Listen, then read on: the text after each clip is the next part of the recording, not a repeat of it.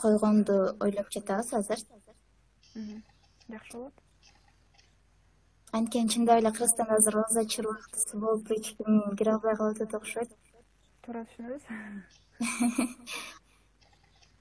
Бир жылда канча жолу Кыргызстанга келип кеткен мүмкүнчүлүк болот деген суроо келди. Ал студенттин өзүнө жараша, акчаңыз болсо, билетин ары бери алып, там кайра барган сайын виза алганга мүмкүнчүлүгүңүз болсо, канча жолу барсаңыз ошончо бара бересиз. Бирок негизи университетте бир жылда 2 жолу жанагындай каникул, тыныгуу болот. Кышында, анан кийин жайында. Орточо баалар кандай самолет билет баалары? Негизи сезон убагында жанагы сентябрь-октябрь айларында студенттердин баардыгы ошо Польшага келип аткан учурда аябай кымбат болот. Студенттер $300 $500 чейин алышат. Бир эле жолдукун, бир эле в одну сторону. Мындай убактарда мен бир ай мурун алган элем, августта алган элем. 16 миңге алгам, сом менен. Аябай арзан алгам. Жакшы экен. Эмнени сурайын дедим эле, ал жакта бакалаврга дагы стипендия барбы? Ооба, бар. Акнур деген кыргыз кыз бар, Түрк лицейин бүткөн. Ошол да бакалаврда стипендия алып бекер окуйт.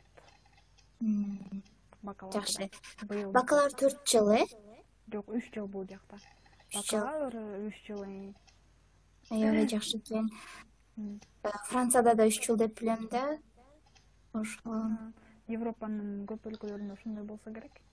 Негизи эң туурасы ошол деп ойлойм, анткени 4 жыл окуп деле кереги жок деп ойлойм бакалавр. Туура, анткени Кыргызстанда аутса жанагы Ататүрк Манас университеттерин айтпай эле коеюн, бирок мамлекеттик университеттер жөнүндө сүйлөшсөк, ал жакта биринчи курсту жанагындай Манастануу, анан кыргыз тили, анан математика деген предметтер кире берет го, школда кандай өтсөң ошондой. Жөн эле бир жылыңды коротосуң да, анын кереги жок деп ойлойм. Туура, 3 жыл. 3 жылда жакшы эле билим алып чыкса керек, билбейм. Бирок 2 жыл, мына 1 жыл өттү, 1 жылда аябай информациядан баягы мээм айланып калды десем болот. Жакшы. Докторантура системасы барбы? Биздин университетте бар, ооба, PhD деп коет. Аспирантура, докторантура бардыгы бар. Бирок алар көбүнчөсү жанагы Erasmus деген программалар менен, алмашуу программа, ошол жактан башка университеттерден келип, биздин университетте бир 6 ай же болсо 1 жыл окуп эле кайра кетишет да. Көбүнчөсү ошондой. Жакшы, бул жакта бир суроо бар болчу, ал жактын кышы, жайы кандай, негизи эле погодасы кандай деген.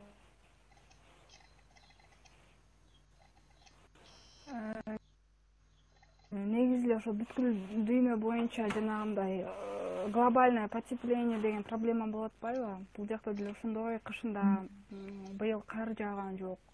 +5, +6, 10 градуска чейин барып атты. Бирок азыр жай келди, жаз эмесе.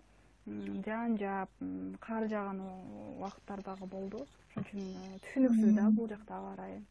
Бирок негизинен Кыргызстанга салыштырмалуу аябай суук, шамал, жаан-чачын көп. Жакшы. Башка өлкөлөргө саякат кылдыңызбы? Европанын. Мен келгенден баштап эле жакшы жумуш чыгып калды, анан кийин жумушка кирип алдым. Мүмкүнчүлүк болгон жок, ушул жайында деп акчамды топтоп, баягы күчүмдү топтоп саякаттайм десем, бул ушундай границалар жабылып ушундай болуп калды. Эми айла жок. Бирок ошо 2 жылдын ичинде саякаттайм деген тилектерим бар. Жакшы ийгилик. Биринчи жолу баратасыз Европага? Европага биринчи жолу, ооба. Европага биринчи жолу. Жакшы. Дагы студенттерге, абитуриенттерге кандай сунуштарың бар? Негизинен эле ошол 9 класс бүтүп аткандагы, 10 класс бүтүп аткандагы аябай жакшы ойлонуп, кайсы сферада иштеп кете алам. Анан кийин эгерде адамдын каалоосу болсо, Кыргызстандан эмес чет жерден билим алам деген ою бар болсо, анда ушул тилди аябай жакшы билиш керек. Немис тили болобу, бирок азыр мен ойлоп атам, англис тилин жакшы билем, бирок бул жака келгенде англис тили дагы аздык кылат экен.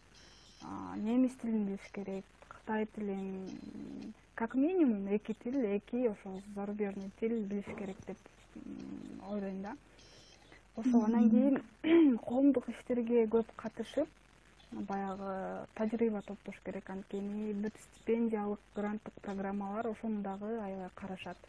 Лидерлик сапаттарыңды байкашат.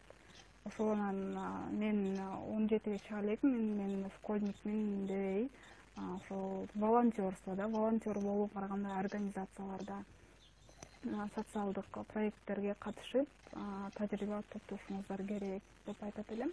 Ошого аябай көңүл бурулат. Сурообуз бар экен, рахмат. Абитуриенттерге өтүп кеттик. Кандай кеңешиңиз бар дептир? Кайсы окууга өтүү? Кыргызстанда болобу же Европада же башка бир өлкөдө? Кыргызстанда эми айтат элем, Кыргызстандан деле сапаттуу билим алса болот негизичи, ал адамдын өзүнүн да. Бирок колдон келсе, башка мамлекеттерди көрүп, билип, негизи мен туура чечим кылдым деп ойлойм. Анткени бакалаврды Кыргызстандан окудум. Кыргызстандын системасы кандай, Кыргызстанда окугандай көрдүм. Магистратураны Европадан алып атам, бул жактан келип салыштырма жүрүп атат да. Кыргызстанда мындай, Европада мындай. Мындай кылып Кыргызстандагы системаны мындай кылып өзгөртсө болот экен, ушул эффективный экен депчи. Бардыгына эле ошондой каалап кетет элем, бирок колдон келсе ошо чет жерден билим алса жакшы болот деп ойлойм. Рахмат. Дагы бир сурообуз бар. Англис тилин сөзсүз түрдө чет жерде окуганда тез үйрөнөбү же Кыргызстандабы?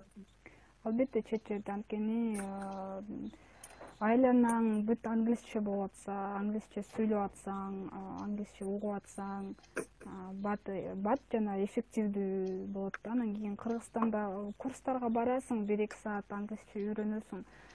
Кайра эле баягы реальностька келесиң, анан кийин кыргызча, орусча сүйлөшүп кетесиң. Ал жактан көп эме болбойт дейм да, көп эффект болбойт. Бирок ал жакта тил үйрөнүү да кымбат. Билишимче.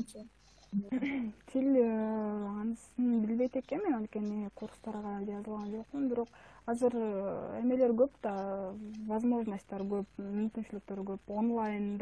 Онлайн аркылуу бекер эле курстарды өтсө болот.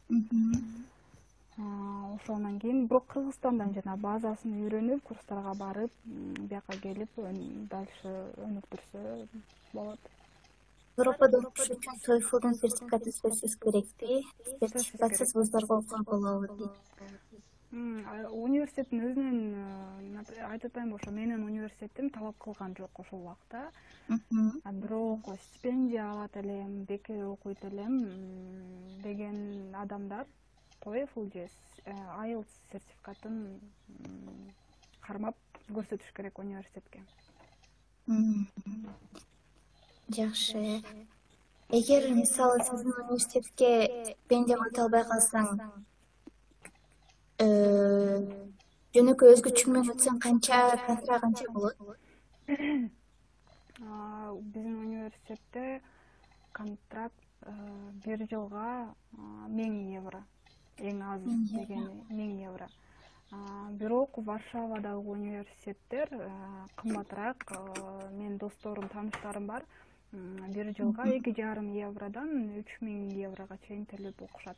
Бирок ошол контрактты өздөрү иштеп, өздөрү төгүп, ата-энесин кыйнабай окугандар бар. Азамат, негизи аябай сыймыктанам, ушундай кыргыздар чет жерде окуп да, иштеп да өздөрүнүн максаттарына жетип атышат. Туура. Поляктердин мисалы калктын өзү кандай экен, тамактары, тамактарын кандай, Кыргызстандан эле айырмаланат? Көрүнүп кеттиңизби? Бул жакта этини көргөн жокмун, анткени эти супсак, көбүнчөсү эле чочконун этин жешет, уйдун этин табыш аябай кыйын десем болот. Андан кийин бул жакта эң өзгөчөлүгү биздин жанагы кадимкидей эле вареники бар го, супермаркеттерден сатып алып эле мындай бат эле бышырып жей турчу вареники.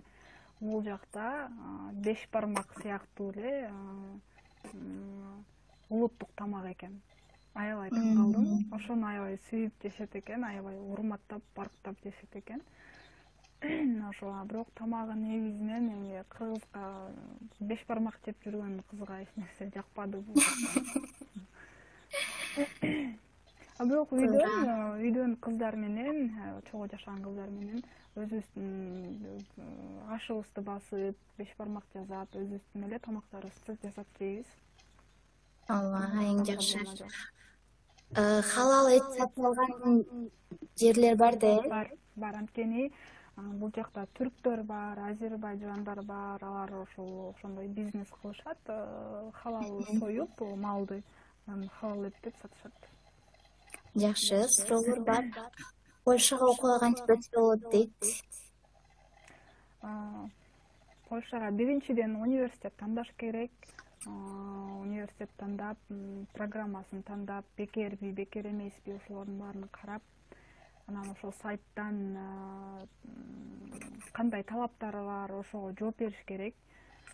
Анан ошо менин университетти мисалга алсам, мурун айтып кеткендей, ошол жанагы формасын толтуруп, өзүң жөнүндө маалымат берип, документтериңди тапшырып, андан кийин эгер ошол документтериңиз туура келсе, интервьюну өтүп, англис тилинде интервьюдан өтүп, интервьюдан өткөн болсоңуз, сизге чакыруу жөнөтүшөт университеттен. Ошо чакырууну алып, башка визага керектүүлчү документтерди даярдап, документтерди тапшырып, визаны алып, келип окуй бересиз. Жакшы, рахмат. Эми ооз ачып келишти окшойт. Сиз кайсы факультетте окуйсуз деп кайра сурашыптыр. Мен эл аралык бизнес менеджмент деген факультетте окуйм. Жанагы MBA деп коюшат эмеспи, азыр аябай актуальный, аябай мода болуп атпайбы? Ошол тармакта окуйм. Бул жакта менин суроом бар. Бакалавр ошондо международный отношения болуп атат, сиздики? Меники международный отношения, бакалавр. Магистратурага ошондой башка бөлүм менен тандап кетерсе болобу?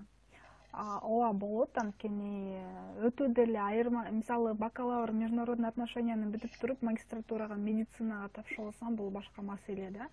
Бирок бул жакта деле бакалаврда международный отношения болуп атат, а магистратура международный бизнес болуп атат. Көп деле айырма жок деп ойлойм, ошон үчүн тапшырдым. Жакшы, рахмат. Дагы сурообуз бар. Түндө деле коркпой эшикке чыга берсе болобу, тынч элеби дейт. Кыздар үчүн.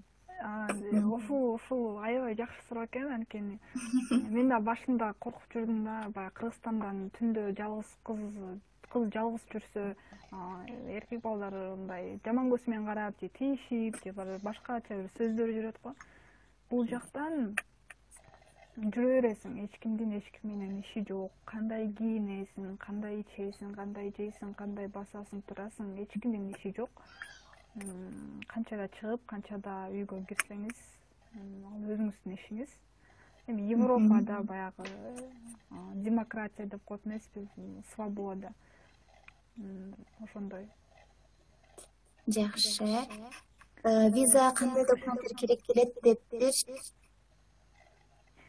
Визага эң негизгиси ошол Польшада жашап кете ала турчу акча, жана банктан ушундай счетумда монча акча бар деген справка керек.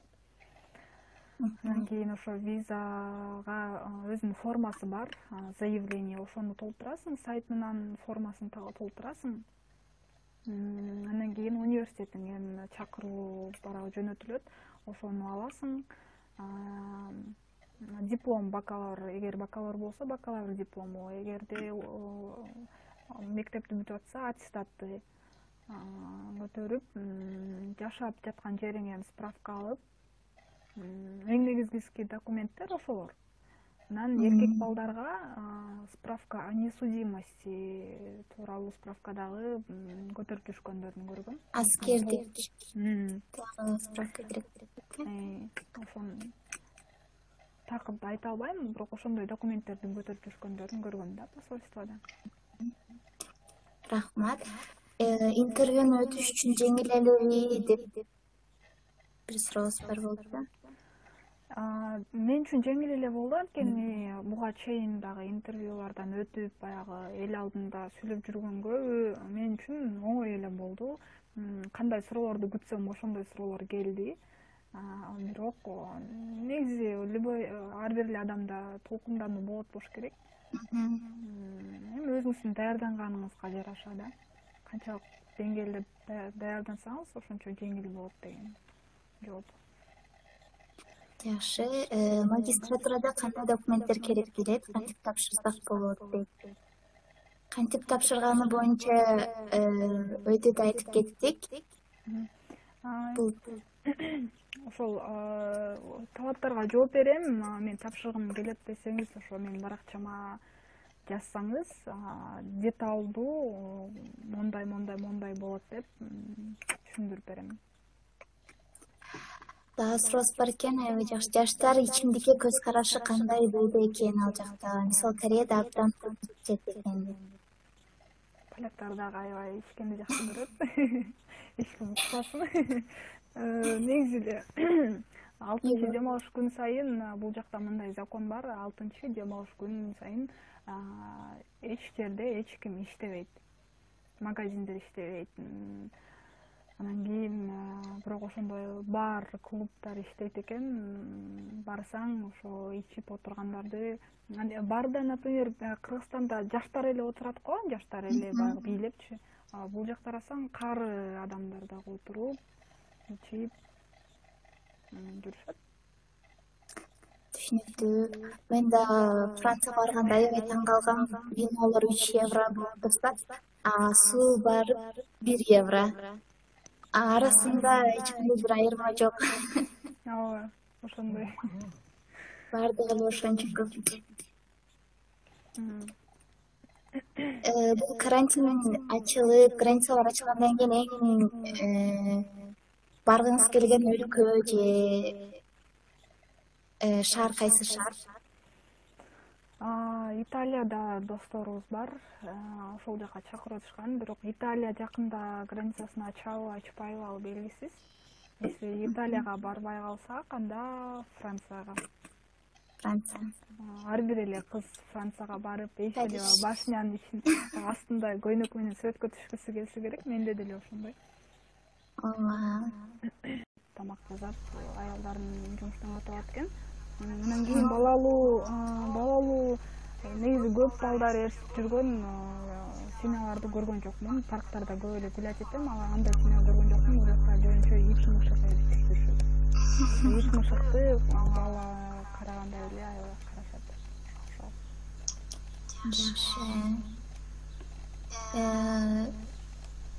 Өзүңүздүн бир каалоо тилегиңизди айтып кетсеңиз, жүрүүчүлөргө.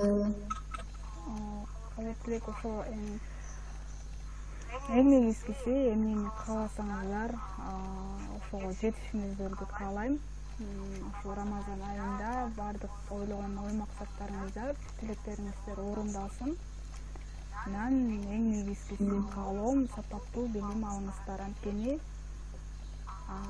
сапаттуу билим алган адамдар бул өлкөнүн келечеги.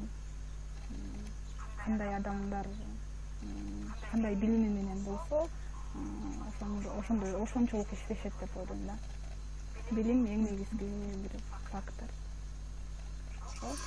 Чоң рахмат, чолпон айым үчүн аябай кызыктуу болду жана пайдалуу болду деп ойлойм. Кубанычтамын, силерге рахмат. Эң биринчи коногубуз. Подопытный кролик дейсиз. Жок. Хорошо, рахмат сиздерге. көп пайдалуу кеңештерди уктуруп чоң рахмат дейт. Чоң рахмат. Силерге ийгилик каалайм. Ушундай пайдалуу болгон үчүн кубанычтамын. Силерге ийгилик. Ошо. Андан эсе бардыгыңызга оорусуңуздар кабыл келе жаткан айрым айрымыңыздарды куттуктайм. Дагы көптөгөн жакшы пайдалуу маалыматтар менен бөлүшкөнгө аракет кылабыз сиздер менен. Görüşкөнчө. Соор болсо директке жазгыла.